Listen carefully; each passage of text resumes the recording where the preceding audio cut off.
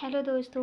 तो आज हम नफ़रत का भाग 14वां लेकर आ गए हैं। तो चलिए देखते हैं इस स्टोरी में आगे क्या होगा। आशु, अभी बंदरिया नानी की जाकर मुझे भूल गई तू। तू तो गई सो गई, अंकल आंटी को भी ले गई। आशु के ऐसे बोलने पे पाखी ने शानवी को देखा तो शानवी ने अपनी गर्दन हाँ में हिला दी। तो पाखी ने कहा, अब आगे। पाखी, हाँ तो मेरे मम्मी पापा से लेकर तो जाती ही ना। अच्छा वैसे बताओ आप कब आ रहे हो? ऊपर से आपने शादी भी कर ली और भाभी प्रेग्नेंट भी हैं। आशु, हाँ तो। पाखी, ओह क्या बात है, कोई कुछ बोलता। इससे उससे पहले ही नर्स ने अंदर आते हुए तेज आवाज में कहा, चलो चलो भीड़ कम करो, इन्हें इंजेक्शन लगाने दो और पेशेंट को आराम भी तो करने दो, जाओ सब। आशु ने जैसे ही नर्स की बात सुनी तो उसने कहा, तुम सब हॉस्पिटल में हो, किसे क्या हुआ? पक्का इस छिपकली को ही कुछ हुआ होगा। बता तो जरा छिपकली, तुम्हें क्या हुआ है? शानवी, कुछ नहीं, बस हल्का फीवर था बस। अभी मैं ठीक हूँ। आशु, अच्छा मतलब बताने वाली नहीं थी, वरना मुझे तो पता ही नहीं चलता है। ये नर्स ने आके बोला तो पता चला, वरना तो पता नहीं चलता। शानवी, अच्छा सॉरी, मैं सच में ठीक हूँ और अब घर जाऊँगी, बस तू अपना ध्यान रख और जल्दी आना। आशु, ठीक है, तुम भी अपना ध्यान रखो, मैं बाद में फिर बात करता हूँ तुमसे। शांति जी, अर्जुन कहाँ है? आया नहीं। शानवी ने जैसे ही अर्जुन के बारे में सुना तो उसके फेस के भाव बदल गए। उसकी नज़र दरवाजे के बगल में खड़े अर्जुन पे गई, जो कि शानवी को एकटक देख रहा था। शानवी ने एक नज़र उसे देखा और तुरंत अपनी नज़रें फेर कर मुंह दूसरी साइड कर लिया। शानवी के ऐसे करते हुए अर्जुन वहाँ से बाहर निकल गया। मानसी, हम सब बाहर चलते हैं, इन्हें रेस्ट करने देते हैं। मानसी की बोलते ही सब एक साथ बाहर आ गए थे। शांति जी जैसे ही बाहर आई, उनकी नज़र दरवाजे की साइड खड़े अर्जुन पे गई तो उन्होंने उसे देखते हुए कहा, एक बार मिल लो तुम। अर्जुन, किस मुंह से मिलूंगा उसे? मैं तो उससे नजरें भी नहीं मिला पाऊंगा। कितना बोलती थी वो। शांति जी, एक बार कोशिश करके तो देखो, शायद कोई हल मिल जाए। इतना बोल शांति जी ने अर्जुन का हाथ पकड़ा और उसे कमरे में लेकर छोड़ दिया। अर्जुन रूम में तो आ गया था, लेकिन उसे बहुत अजीब लग रहा था। कैसे मिलाएगा वो शानवी से नजरें? उसकी हिम्मत ही नहीं हो पा रही थी। उसने अपनी गर्दन को ऊंचा किया और कहा, कैसी हो शानवी? जैसा आपने छोड़ा था ना, वैसी ही हूँ। या वो भी आपको दिखाई नहीं दे रहा? मिस्टर ओबराय बेड से उठते हुए। अर्जुन, एक बार। शानवी, अब क्या रह गया? क्या सुनूं अब और क्या देखूं? ना तो मुझे आपकी कोई बात सुननी है और ना ही देखनी है। अर्जुन, एक बार प्लीज। शानवी, प्लीज। शानवी अर्जुन का कॉलर पकड़कर, आप क्या चाहते हो? आप मुझसे और क्या क्या करवाना चाहते हो? आपने ही तो कहा था मुझे क्या। आप अपने हाथों से मुझे मारोगे, तुम मार भी तो दिए थे आपने। अब तो खुश हो जाओ। आप आपकी पत्नी आपके हाथों से मर चुकी है। अर्जुन, प्लीज ऐसा मत बोलो। शानवी, एक बार मेरी बात सुन लो। अर्जुन शानवी की आंखों में देखते हुए बोल रहा था, प्लीज एक बार मेरी बात सुन लो शानवी। अब क्या दिखाना और क्या सुनाना रह गया है मिस्टर ओबराय? इतना बोल शानवी ने अर्जुन का कॉलर जोर से छोड़ा और उसे मुंह फेर कर कहा, बहुत सह चुकी हूँ मैं आपके घर में रह के। आप मेरी नफरत के लायक भी नहीं हैं। और और अब मैं अगर आपसे कुछ और उल्टा सीधा कहूँ, इससे पहले आप यहाँ से चले जाइए। इनफैक्ट कभी भी मेरी नज़रों के सामने मत आइएगा। इतना बोल सानवी ने अर्जुन की साइड फेस किया और गुस्से में उसे देखते हुए कहा, यह हॉस्पिटल है, आपका घर नहीं। जहाँ भी आपकी ही चलेगी। जाइए, मुझे रेस्ट करना है। इतना बोल सानवी ने वापस से दूसरी साइड अर्जुन के मुंह फेर लिया। अर्जुन, तुम्हारी इस नफरत से अच्छी सजा तो मौत है। अर्जुन की आंखों में नमी आ चुकी थी। उसने सानवी की तरफ पीठ की और वहां से बाहर चला गया। सानवी सानवी बेड पर लेट गई थी। उसने अपनी आंखों को कसकर बंद किया तो उसकी आंखों के कोरों में से झरझर आंसू बहने लग गए थे। अर्जुन बाहर आ गया। वो बाहर निकलकर सबको एक नज़र देखा और वहां से हॉस्पिटल में बने गार्डन में आकर बैठ गया और चेयर से टेक लगाकर आसमान को देखते हुए बोला, प्लीज़ भगवान, सानवी को जल्दी ठीक कर दो, प्लीज़। जानता हूँ मैंने बहुत बड़ी गलती की है, लेकिन सानवी का आज इस तरह मुझसे नाराज़ होना मुझे बड़ा बेचैन कर रहा है। जानता हूँ वह गलती नहीं है, वह अपनी जगह बिल्कुल सही है। उसके साथ में कितना बुरा किया है, लेकिन आज अजीब लग रहा है। मेरा दम घुट रहा है मेरा। दूसरा यह सब सोचते हुए बस एकटक आसमान को देखता रहा। उसकी आंखों में वह सब सीन चलने लगा जो आज तक हुए थे। उसने जो जो पल सानवी के साथ बिताए थे, वह सब उसकी आंखों में एक मंजर की तरह चल रहे थे। अर्जुन ने अपनी आंखों को बंद किया और एक झटके से वापस उठा। उसने फिर से आसमान में देखा और वापस अपनी आंखें बंद की तो सानवी को उसके करीब आना, उसका सानवी के करीब जाना, रोहित से सानवी को बचाना, पहली बार उसे साड़ी में देखना, काफ़ी कुछ अर्जुन को याद आने लगा था। आज की रात तो यूं ही निकल गई थी। सब लोग घर जा चुके थे। हॉस्पिटल में सानवी के पास शर्मा जी और अर्जुन ही रुके थे। अर्जुन शर्मा जी के पास तो बैठा था, लेकिन उसने एक बार भी शर्मा जी से बात नहीं की थी। अर्जुन वही बेंच पर बैठा एकटक सानवी के रूम को ही देख रहा था। शर्मा जी बड़े बड़े घाव देखकर देखकर अब क्या दिखा रहे हो? तुम्हें यहाँ देखकर मेरी बेटी के घाव भरेंगे नहीं, बल्कि और भी ज़्यादा हरे होंगे। तो तुम चले जाओ। चले क्यों नहीं जाते यहाँ से? अर्जुन, चला जाऊंगा, लेकिन उसके ठीक होने के बाद। इतना बोल अर्जुन ने अपनी गर्दन चेयर से टिका ली और एकटक छत को घूरने लगा। ऐसे ही एक दिन और निकल गया था। शानवी की तबीयत में हल्का सा सुधार हुआ था और घर पर उसका इलाज करवाने को बोल अर्जुन ने सानवी का डिस्चार्ज करवा लिया था। सब लोग आज घर के लिए निकल रहे थे। सानवी को एक साइड से शर्मा जी और एक साइड से शांति जी ने पकड़ा हुआ था। उसकी तबीयत ठीक ही थी। दोनों उसे पकड़कर नीचे ले आए थे तो वही अर्जुन कार लेकर पहले से ही खड़ा हुआ था। शर्मा जी, हम तुम्हारे घर नहीं जाएंगे, उन्होंने अर्जुन की ओर देखकर कहा, जो कि गाड़ी के पास खड़ा हुआ शानवी को देख रहा था। अर्जुन, प्लीज़, जब तक सानवी अच्छे से ठीक नहीं होती तब तक प्लीज़ आप मेरे ही घर रहिए। प्लीज़। शांति जी की ओर देखकर, आप बोलिए ना माँ इनसे। शांति जी, सही तो बोल रहा है। सानवी की तबीयत भी सही नहीं है और हमारा घर भी अब नहीं है और आपकी जॉब भी नहीं है। हम कहाँ जाएंगे दो दो बच्चियों को ऐसी हालत में लेकर? शर्मा जी को भी शांति जी की बात सही लगी थी। उनके पास कोई रास्ता नहीं था। उन्होंने शानवी को पीछे बैठाया और खुद अर्जुन के पास बैठ गए और शांति जी भी शानवी के पास बैठ गईं। शानवी ने एक बार भी किसी को नहीं देखा था। वो बस एकटक बाहर की ओर देख रही थी। थोड़ी देर में सब घर आ गए थे। अर्जुन के रूम पहले ही रेडी करवा दिए थे। एक रूम पाखी और एक रूम शांति जी और शर्मा जी को दे दिया था। सब लोग जैसे ही अंदर आए तो पाखी, कपिल और मानसी उनको देखकर खड़े हो गए। पाखी जल्दी से सानवी के पास आई और उसका हाथ पकड़कर अंदर लाते हुए बोली, कैसी हो दी? मैं ठीक हूँ, इतना बोल सानवी आगे की ओर बढ़ गई। पाखी ने उसका हाथ पकड़ा हुआ था।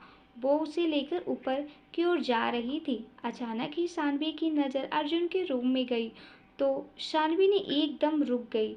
रूम को देखते ही उसकी आंखों में नमी आ गई थी। उस रूम को देखकर सानवी की आंखों के सामने कई सीन चलने लगे, लेकिन उसे साथ ही घुटन हो रही थी। उस रूम को देखकर सानवी को आज घुटन हो रही थी। उसने अपने कदम पाखी के रूम की ओर बढ़ा लिए। रूम में आकर पाखी ने सानवी को बेड पर लिटाया और खुद उसके पास बैठ गई। पाखी, क्या हुआ था दी? अब तक तू बताएगी नहीं मुझे? सानवी, जो कि लेटी हुई छत को घूर रही थी। पाखी की बात सुनकर फेस के भाव 1 मिनट में बदल गए।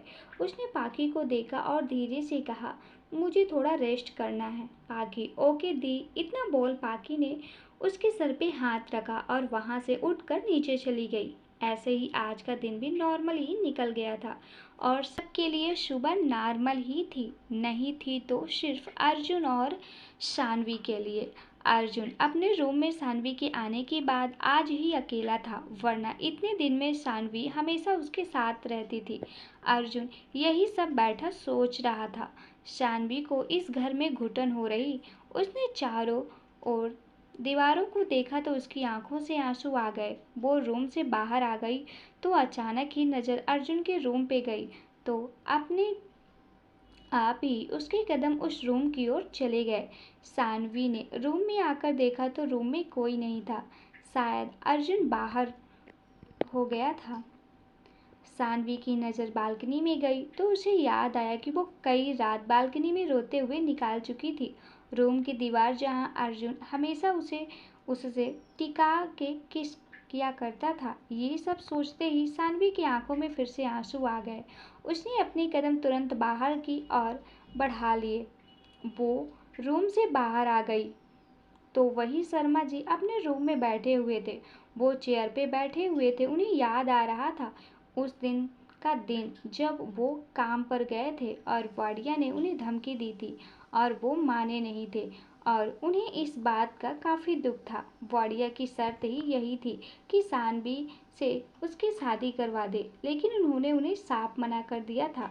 वाडिया के आदमियों ने पाखी और शांति जी को किडनैप कर लिया था और सानवी को धमकाकर अर्जुन की जिंदगी में भेज दिया था और जाते जाते उनके घर में आग लगा दी थी। शर्मा जी इन्हीं सब की सोच में डूबे हुए थे। उन्होंने अपनी आंखों को कस के बंद किया हुआ था। सानवी नीचे आई और सीढ़ियों से चारों ओर देखा। हॉल में कोई नहीं था। वो सीढ़ियों से नीचे आई और दरवाजे की ओर देखने लगी जो कि खुला हुआ था। सानवी ने चारों और देखा और अपने कदम दरवाजे की ओर बढ़ा लिए। सानवी ने जैसे ही घर की दहलीज पर पैर रखने के लिए आगे बढ़ाया कि तभी उसके कानों में अर्जुन की आवाज़ आई, अर्जुन कहाँ जा रही हो? सानवी ने अर्जुन का कोई जवाब नहीं दिया और अपने कदम जैसे ही दरवाजे की ओर बढ़ाए कि तभी उसके कानों में शांति जी की आवाज़ आई। शांति जी की आवाज़ सुनते ही सानवी के हाथों की मुट्ठियाँ भींच गई थी। उसने पलट कर देखा। सानवी, मुझे किसी और के घर में नहीं रहना, बस इसलिए जा रही हूँ। आप सब में से प्लीज़ मुझे कोई भी मत रोकिए। शांति जी सानवी की ओर देखते हुए, पर अचानक से तुझे क्या हुआ? तू कहाँ जाएगी? कहाँ जा रही है? सानवी, कहीं भी जाऊंगी, लेकिन यहाँ 1 मिनट भी नहीं रहना चाहूँगी। प्लीज़ मुझे जाने दीजिए। प्लीज़ मुझे मत रोकिए। मुझे 1 मिनट नहीं रुकना यहाँ। नीचे से आवाज़ आते सुन सब लोग नीचे आ गए थे। कपिल, मानसी, पाखी और शर्मा जी यह सब एक साथ एक लाइन में खड़े हुए सानवी को देख रहे थे। अर्जुन, प्लीज़ मत जाओ। मेरी गलती की सज़ा तुम खुद को मत दो। तुम्हें जो भी सज़ा देनी है तुम मुझे दे सकती हो, पर प्लीज़ ऐसे घर छोड़ के मत जाओ। तुम तुम जो कहोगी मैं वो करने के लिए तैयार हूँ, पर प्लीज़ ऐसे मत जाओ। सानवी, तुम्हारी गलती की सज़ा नहीं है। यह कि मेरी खुद की गलती की सज़ा है कि मैंने तुमसे प्यार किया, उस इंसान से जिसे बदले की आग कभी कुछ दिखाई नहीं दिया। मेरी हंसती खेलती ज़िंदगी में तुम लोगों ने बदले की आग में जलाकर रख दिए, एक मोहरा बनाकर मुझे चलचवाए जा रहा था, तो दूसरा रानी बनाकर मुझे अपने इशारों पर बस नचाया जा रहा था। मुझे तो यह सब समझ ही नहीं होता। आखिर तुम्हें बदला ही लेना था तो तुम सीधे से ले लेते, इतना सब दिखावा करने की क्या ही ज़रूरत थी। तुम्हें मुझे मारना था, बर्बाद करना था, तुझे सामने से एक बार में कर लेते। अर्जुन ने जैसे ही सानवी की बातें सुनी, उसने अपनी गर्दन नीचे कर ली। वह जानता था सानवी जो बोल रही है बिल्कुल सही बोल रही है, क्योंकि उसकी गलतियां थी। उसने सानवी पर कभी भरोसा ही नहीं किया, और यह सब सोचकर उसे आज गुस्सा भी आ रहा था। वह कुछ नहीं कर सकता, तो इसलिए उसने अपनी नज़रें नीचे करना ही सही समझा। शांति जी, ऐसा भी तेरे साथ क्या हो गया जो अपने पति को छोड़ के जा रही है? क्या हुआ मुझे तो बता। ऐसा तेरे साथ जो तुमने पति, परिवार और माँ को छोड़कर यहाँ से चली जाने को बोल रही है? सानवी, प्लीज़ माँ, अब आप शुरू मत हो जाना। और हाँ, आप तीनों भी मेरे साथ चल रहे हैं। आप तीनों यहाँ बिल्कुल नहीं रहेंगे, इसलिए रेडी हो जाइए और मेरे साथ चलिए। मानसी, प्लीज़ आप मत जाइए। सानवी, हमसे जो गलती हुई होगी उसके लिए हम माफ़ी मांगते हैं, पर प्लीज़ यहाँ से मत जाओ।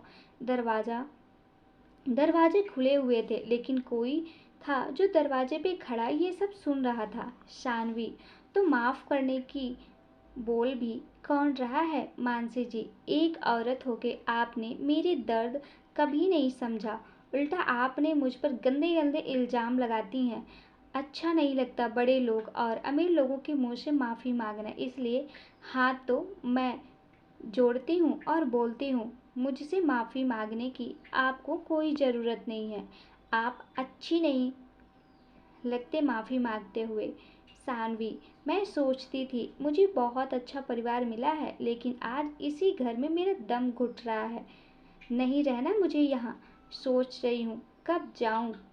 कहते हैं ना, मरने वाले की भी आखिरी ख्वाहिश पूछी जाती है, तो कोई मुझसे भी पूछ लो ना। मुझसे क्यों नहीं पूछ रहे? मैं भी तो मरी हुई ही हूँ ना, मैं जिंदा नहीं हूँ, मैं मर चुकी हूँ। अर्जुन, शानवी, एक बार प्लीज़। शानवी, प्लीज़ आप तो चुप ही रहिए। आप तो एकदम चुप ही रहिए मिस्टर अर्जुन ओबराय। एक बार भी नहीं सोचा आपने ये सब मेरे साथ करने से पहले मुझसे ज़बरदस्ती शादी कर ली?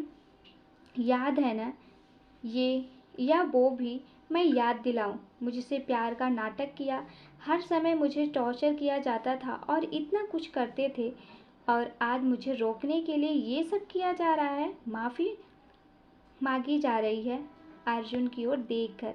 सच में आपने प्यार किया था या फिर नाटक लगता है?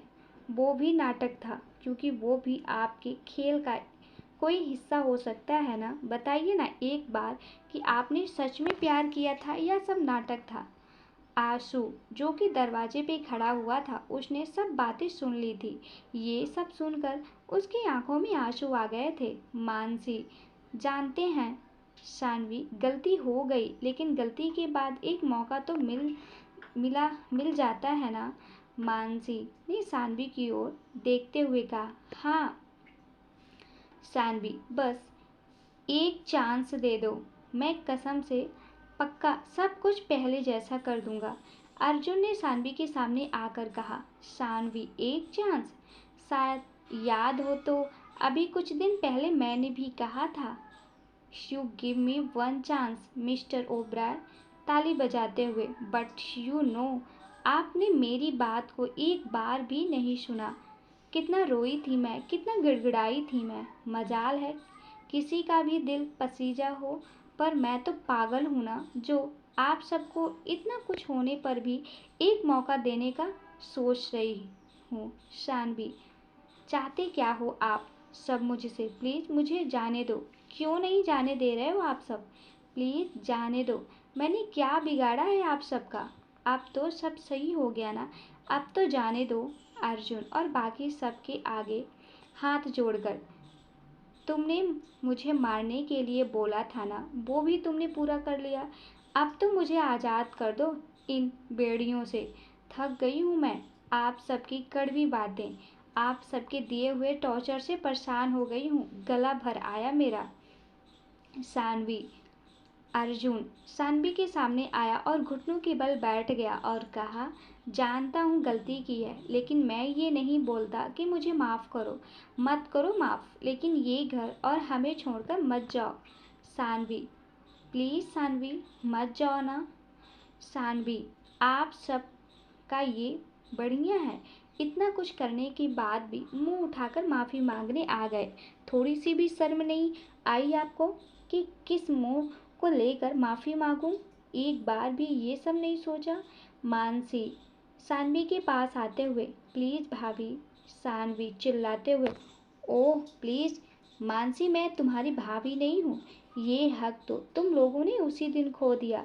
तुम तो एक लड़की होकर भी एक लड़की को दुख नहीं समझ पाई। वहाँ अपने बदले में इतना अंधा हो गए कि मेरी सच्चाई आप सबको दिखाई नहीं दी। उस एक वॉर्डिया ने सब कुछ बदल दिया। एक बात और सुन लो। क्या क्या इल्ज़ाम लगाए थे तुमने? बताओ।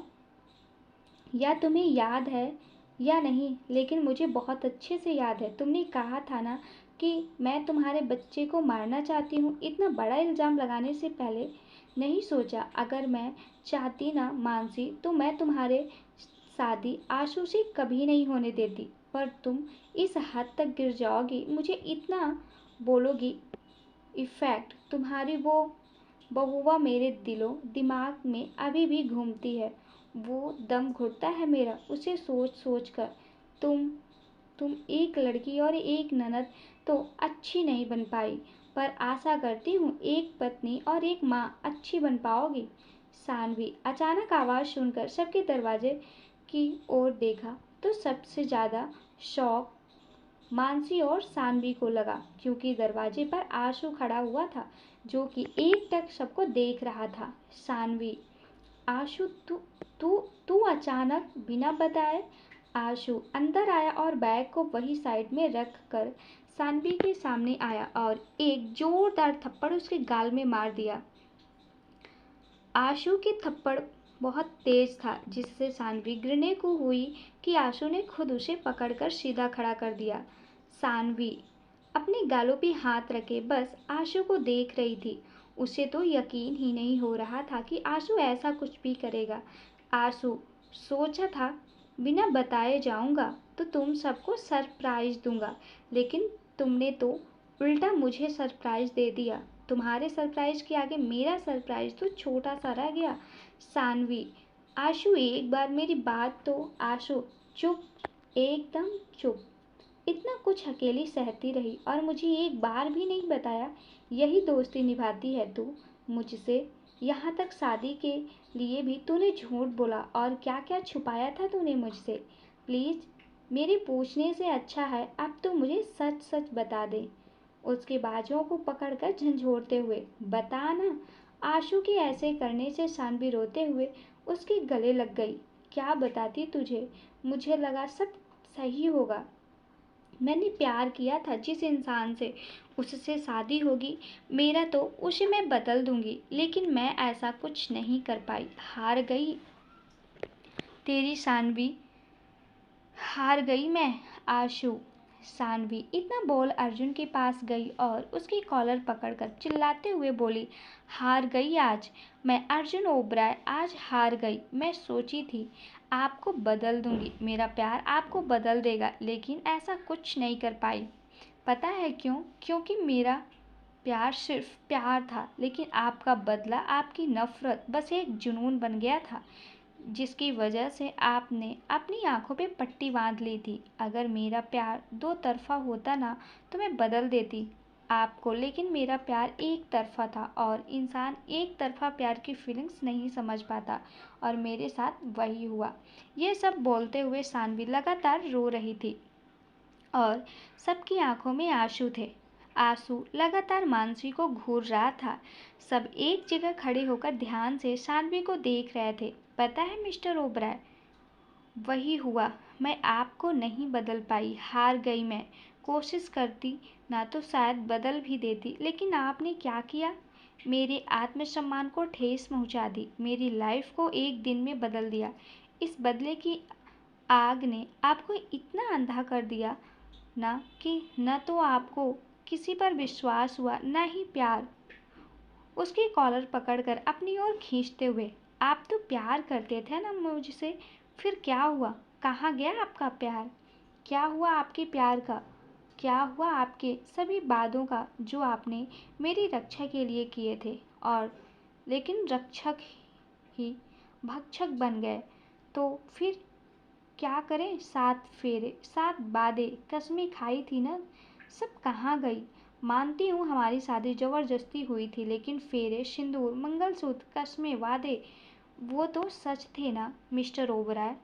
अर्जुन उसके हाथों को पकड़कर, एक मौका तो दो, माफ कर दो, मेरा प्यार सच्चा है। और ये बार बार क्या मिस्टर ओबराय, क्या लगा रखा है? शानवी उसके हाथों को अपने हाथों से अलग कर अर्जुन से दूर हो गई।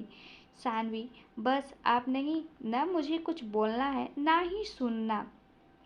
आपकी अपनी माँ के पास आकर, चलिए माँ।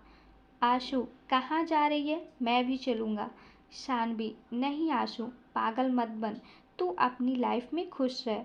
आशु उस परिवार और उस लड़की के साथ जिसने तेरे साथ ये सब किया, मैं नहीं रह सकता ऐसी लड़की के साथ। मुझे तो यकीन ही नहीं होता कि मैंने कैसे लड़की से प्यार कर लिया जो एक लड़की का दुख नहीं समझ सकती। मेरा और इसका रिश्ता आज से और अभी से खत्म। शांति जी, पागल मत बनो दोनों। तुम दोनों ने क्या रिश्तों को मजाक बना रखा है? जो नहीं बोलने से खत्म हो जाएगा, ऐसे नहीं बोलने से रिश्ते खत्म होते ना, तो दुनिया में कितने ही लोग ऐसे रिश्ता तोड़ देते। सानवी, माँ प्लीज़। आशु, मुझे नहीं पता, लेकिन मैं ऐसी लड़की के साथ नहीं रह सकता। ये सब बोलते हुए आशु लगातार मानसी को घूर रहा था। मानसी को तो आशु की बातें सुनकर बुरी तरह धक्का लग गया था। उसकी आंखों से लगातार आंसू आ रहे थे, लेकिन उसने एक बार भी अपनी सफाई नहीं दी थी। अर्जुन हाथ जोड़ते हुए, मेरी गलतियों की सज़ा प्लीज़ मेरी बहन को मत दो, मैं तुम्हारे आगे हाथ जोड़ता हूँ। सानवी, आशु प्लीज़, सोच कर फैसला लेना होता है। और मानसी दीदी तेरे लिए एकदम सही है। माना वो एक ननद अच्छी नहीं बन पाई, लेकिन एक वाइफ, एक बहन और एक माँ हमेशा अच्छी बनेंगी, देखना। और तू भी वही कर रहा है जो मेरे साथ हुआ है। प्लीज़, अगर तू मुझे अपना दोस्त मानता है ना, तो प्लीज़, तुम्हें हमारी दोस्ती की कसम। आशु ने हामी गर्दन हिलाई और एक साइड चुप खड़ा हो गया। अर्जुन, शानवी प्लीज़ एक बार, माँ ने सही तो कहा है, ऐसे रिश्ते खत्म नहीं होते। सानवी, ऐसे रिश्ते खत्म नहीं होते। इतना बोल सानवी ने अपने गले में पहना मंगलसूत्र निकाला और अर्जुन का हाथ पकड़कर अर्जुन के हाथ में रख दिया। आज से हमारा कोई रिश्ता नहीं है, हमारे रास्ते, हमारी मंजिल सब अलग है। इतना बोल सानवी बाहर की ओर चली गई। सानवी जैसे ही घर की दहलीज पार करती है, उससे पहले कि उसके कानों में वापस अर्जुन की आवाज़ आई, अर्जुन, मुझे भूलना तुम्हारे लिए इतना आसान होगा क्या? भूल पाओगी मुझे तुम? नई शुरुआत कर पाओगी? कहीं तड़पोगी तो नहीं मेरे लिए? सानवी, तड़पेंगे तो आप मिस्टर ओबराय, मेरे लिए, मेरी मोहब्बत के लिए। बद्दुआ देते हैं तुम्हें। तुम्हें तुम्हारी लाइफ में कभी प्यार नहीं मिलेगा, कभी नहीं। जिससे तुम सबसे ज़्यादा चाहोगे ना, वो तुम्हारी लाइफ में कभी नहीं रहेगा। जितना मैंने सहा है ना, उससे 2 गुना ज़्यादा तुम सहोगे। तड़पोगे तुम, पछताओगे, पर तुम्हें कभी खुशियाँ हासिल नहीं होगी। भगवान करे मेरे हाथों में से तुम्हारे नाम की लकीर मिट जाए।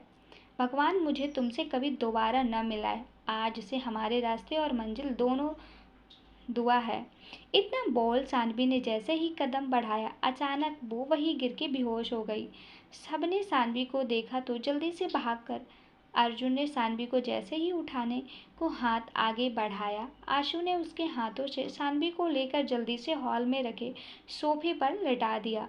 आशु ने सानवी को लिटा दिया और पाखी की ओर देखकर कहा, पाखी प्लीज जल्दी डॉक्टर को फ़ोन करो।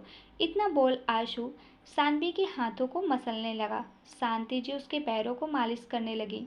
शर्मा जी भी उसके पास बैठकर उसके सर पे हाथ फेर रहे थे। पाखी कुछ करती उससे पहले ही अर्जुन ने डॉक्टर को फ़ोन कर दिया। थोड़ी देर में डॉक्टर भी आ गए थे। सब लोग एक साइड खड़े हुए थे। अर्जुन सानवी के सर पे के साइड खड़ा हुआ था और डॉक्टर शानवी का चेकअप कर रहे थे। आशु, क्या हुआ इसे? ये ठीक तो है ना डॉक्टर? डॉक्टर, टेंशन की बात नहीं है, बस थोड़ी कमजोरी की वजह से हो गया था। इन्हें इतना स्ट्रेस किस बात का है? इन्हें आप थोड़ा स्ट्रेस फ्री रखिए, इनके लिए अच्छा नहीं है ये मेडिसिन दे दीजिएगा और हाँ, इनका ध्यान रखिएगा। अब मैं चलता हूँ, अगर कोई प्रॉब्लम हो तो बताना। इतना बोल डॉक्टर वहाँ से चले गए। सानवी को अभी तक होश नहीं आया था। सब वही हॉल में सोफे पर बैठे थे। शांति जी, आशु से होश आते ही हमें घर छोड़ देना बेटा। आशु, हाँ आंटी।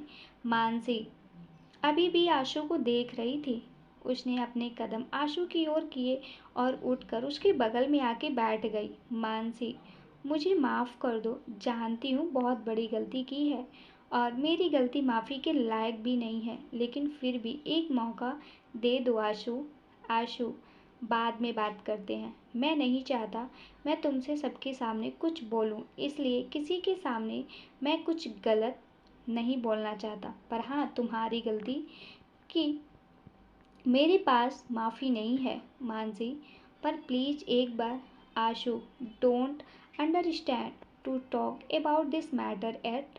आशु ने ये सब बहुत गुस्से में कहा। 2 घंटे निकल गए थे। डॉक्टर के इंजेक्शन की वजह से सानवी आराम से सो रही थी, लेकिन अब उसकी उंगलियां हलचल करने लगी थी। सानवी ने अपनी आंखें खोली तो उसे सबसे पहले अर्जुन ही दिखाई दिया। सानवी उठते हुए, चल आशु, मुझे यहाँ 1 मिनट भी नहीं रहना। आशु, तू ठीक है ना? उसके हाथ को थामकर आगे बढ़ते हुए सानवी, इतना बोल सानवी जैसे ही कदम बढ़ाने को हुई, फिर किसी की आवाज़ ने उसे रोक लिया और इस बार आवाज़ कपिल की थी। कपिल, मुझे माफ़ कर दो। सानवी, ये अच्छा है, एक के बाद एक ट्राई किए जा रहे हो, मेरा फैसला नहीं बदलेगा, समझे ना आप? भाई माना था मैंने आपको, लेकिन पता नहीं कौन सा भूत चढ़ गया था आपके सर। खैर, आराम से रहिए अपने भाई के साथ। अर्जुन, देखा ना तुमने, तुमने कहा था ना, जिसे मैं चाहूँगा वो मुझसे दूर हो जाएगा और सबसे पहले तुम हो। बेहोश हुई मतलब समझती हो ना, मैं मोहब्बत करता हूँ तुमसे और बद्दुआ तुम्हें ही लगेगी। सानवी, चाहे मुझे लगे या ना, मुझे इससे कोई फर्क नहीं पड़ता। सानवी ने एक नज़र अर्जुन को देखा और वहाँ से जाने लगी। एक सॉन्ग मोहब्बत की भरे, एक सॉन्ग है मोहब्बत से भरे। ये रुस्वा किया तूने, ये सौदागर मेरे दिल के, ये क्या सौदा किया तूने, ये कैसी तेरी खुदगर्जी, सुनी ना दिल की एक अर्जी, मेरे आंसू ना देखा तू, तेरी मेरी तेरी मर्जी, तेरी मर्जी, तेरी मर्जी, तेरी मर्जी। सानवी, आशु और पाकी और शांति जी और शर्मा जी मानसी के साथ आज ओबराय मेंशन से बाहर निकल गई थी। उसने एक बार पूरे मेंशन को देखा और धीरे से कहा, बहुत कुछ सहा है मैंने यहाँ, तुम्हें भूलना इतना भी आसान नहीं होगा मेरे लिए।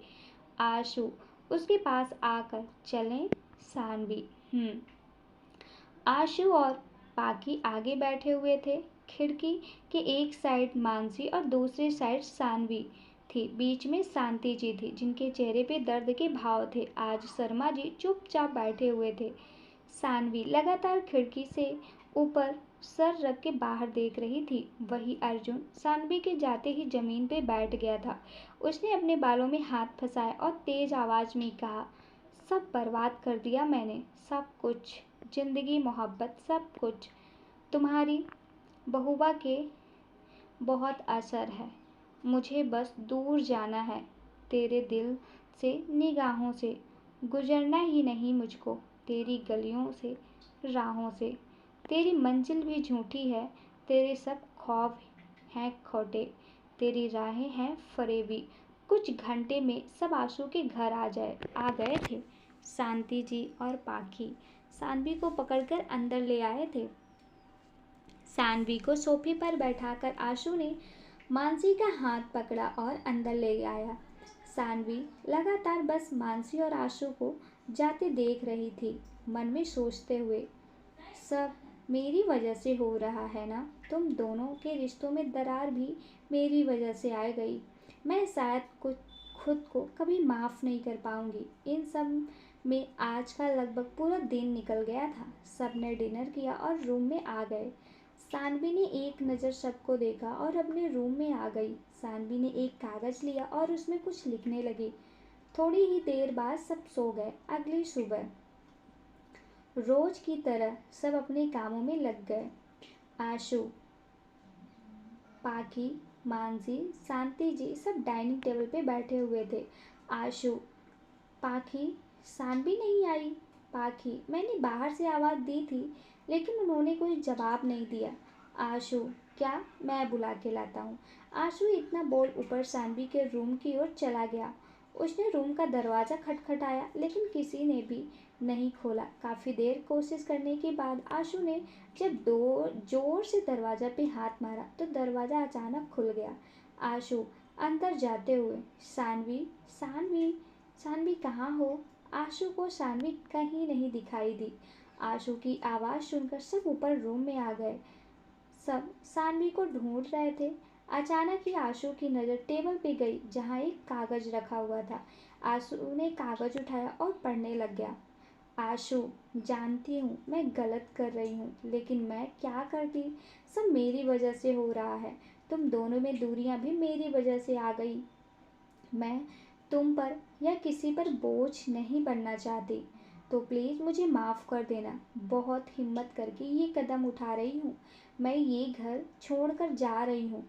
और हाँ, माँ, पापा और पाकी का ध्यान रखना। मानसी तुम्हारे लिए परफेक्ट है, उसके साथ कभी बुरा मत करना। और हाँ, मुझे ढूंढने की कोशिश बिल्कुल मत करना। माँ, पापा, सॉरी, आपकी बेटी आपके साथ नहीं रह सकती। आप लोग अपना ध्यान रखना। और पापा, आप मेरी टेंशन मत लेना, दवाई टाइम से लेना। पापा और आशु से बोलना आप लोगों का ध्यान रखे। सानवी। सबने जैसे ही सुना सबको धक्का लगा। शांति जी वही जमीन पे गिर गई। आशु, ये क्या किया इसने? पाखी, ये क्या किया दीदी ने? सानवी घर छोड़कर चली गई थी। ना तो सानवी को किसी ने देखा था और ना ही सानवी कभी किसी से दोबारा मिली थी। और इन सब में अब 3 साल निकल गया था। 3 साल में काफ़ी कुछ बदल गया। अर्जुन का गुस्सा हद से भी ज़्यादा तेज हो गया था। सानवी को किसी ने नहीं देखा था। 3 साल बाद सुबह का समय, मुंबई। एक बड़ा सा घर जिसके सिर्फ बच्चों के बोलने की आवाज़ आ रही थी। मम्मा, मम्मा, मम्मा। मैंने एक बार बोला ना मुझे मम्मा ही रेडी करेगी, तो बुलाओ मम्मा को, मैं उन्हीं से रेडी होंगी। एक औरत, अरे बिटिया, बिटिया मम्मा खाना बना रही हैं, आप ये तो पहनो, तब तक मम्मा आ जाएंगी। मीरा उंगली दिखाकर, मैंने बोला ना मैं नहीं होंगी, नहीं होंगी मतलब नहीं होंगी, समझी आप? मुझे मेरी बातें रिपीट करने की आदत नहीं है। जाओ अब। दादी, अब बुलाकर लाओ मम्मा को। औरत वहाँ से जाते हुए, ओके बाबा, बुलाकर लाती हूँ। इतना बोल वो औरत रूम से बाहर निकल गई। वो जैसे ही रूम से बाहर आई उसे सीढ़ियों से ऊपर आते हुए एक लड़का दिखाई दिया। लड़का, क्या हुआ काकी? मीरा रेडी हुई? औरत, कहाँ, उसने तो जिद ही पकड़ ली कि मम्मा ही रेडी करेगी।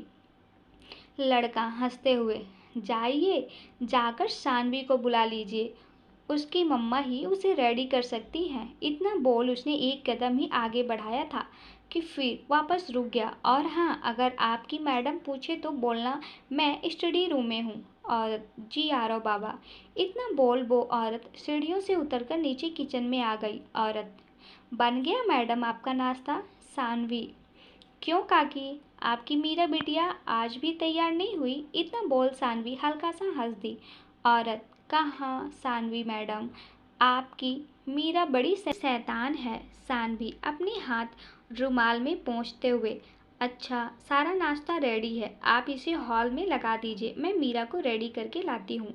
इतना बोल सानवी वहाँ से निकलकर ऊपर की ओर मीरा के रूम में आ गई। मीरा बेड पर बैठी हुई अजीब अजीब फेस बना रही थी। सानवी उसकी स्कूल ड्रेस उठाते हुए, अगर आपका मुंह बनाना बंद हो गया हो तो हम आपको रेडी कर दूं मीरा जी? मीरा, यस, नहीं बना रहे, लेकिन आप पहले भी तो आ सकती थी ना, अभी आना जरूरी था। आपको मालूम है ना हम आपसे ही रेडी होते हैं। तो फिर भी अगर मैं स्कूल को लेट हो गई तो मम्मा फिर क्या करोगे? बोलो बोलो। मीरा बेड पर चढ़कर सानवी की ओर देखकर बोल रही थी। सानवी, नहीं होगा, पापा ड्रॉप करेंगे अभी, लेकिन रेडी हो जाओ जल्दी से।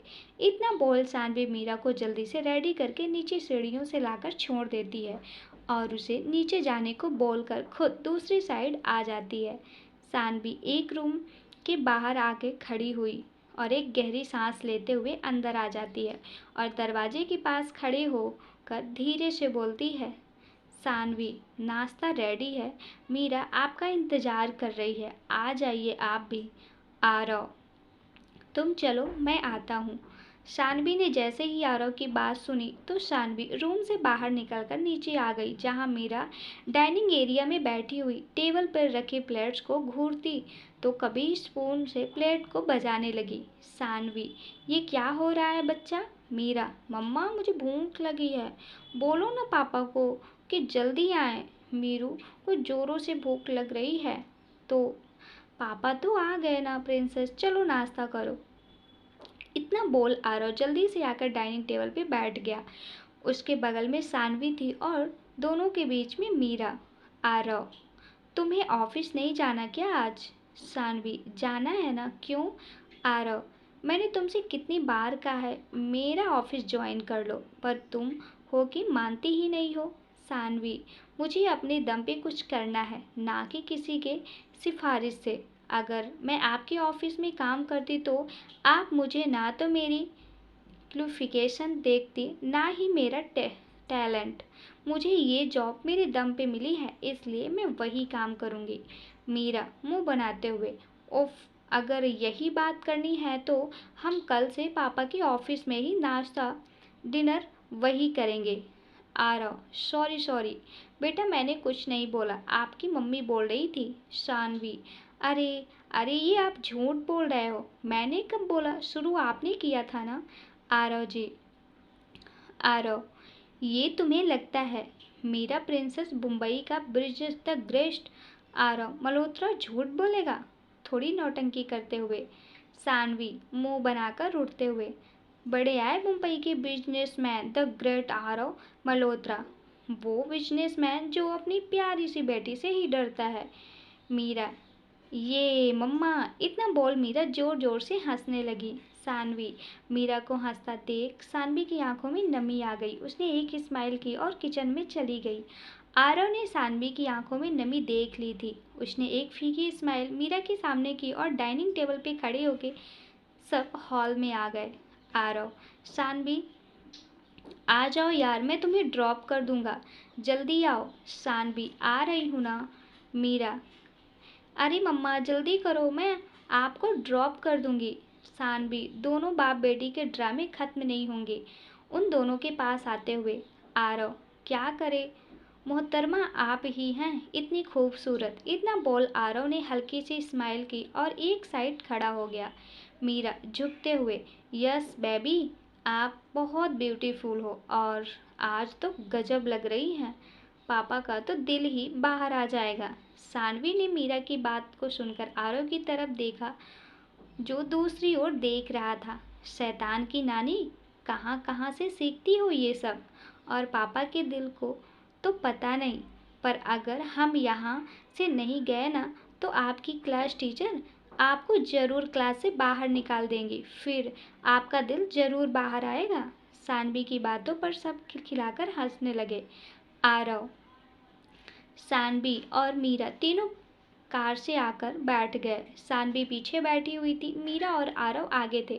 थोड़ी ही देर में आरव ने मीरा को स्कूल छोड़ा तो सानवी आगे आकर बैठ गई। दोनों में से अब कोई नहीं बोल रहा था।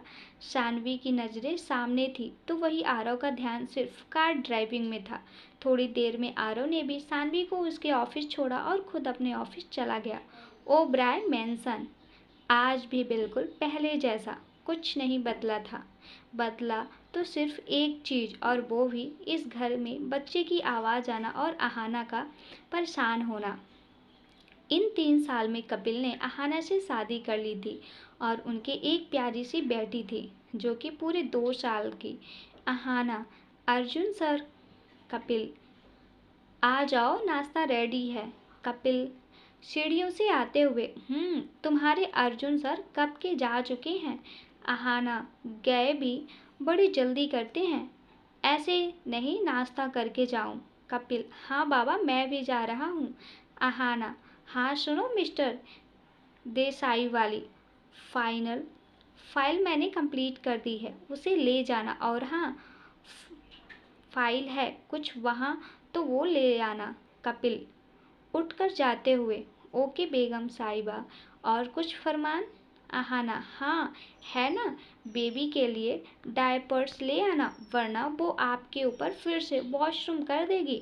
इतना बोलकर अहाना जोर से हंसने लगी। कपिल, अच्छा बड़ी हंसी आ रही है तुम्हें। इतना बोल उसने अहाना को कमर से पकड़ा और जैसे ही अहाना की ओर झुकने को हुआ कि दोनों के कान में बच्चे के रोने की आवाज़ आने लगी। अहाना, छोड़ो मुझे। इतना बोल अहाना ने कपिल को धक्का दिया और वहाँ से चली गई। कपिल भी वहाँ से ऑफिस के लिए निकल गया। तो गाइस, ये स्टोरी कैसी लगी आप लोग प्लीज़ कमेंट करके बताइए, और इस स्टोरी को आप लोग अपना खूब सारा प्यार दें, भर भर के कमेंट और लाइक्स दें, और इसका नेक्स्ट पार्ट मैं जल्दी से जल्द इसी चैनल में प्रसारित कर दूँगी। धन्यवाद दोस्तों।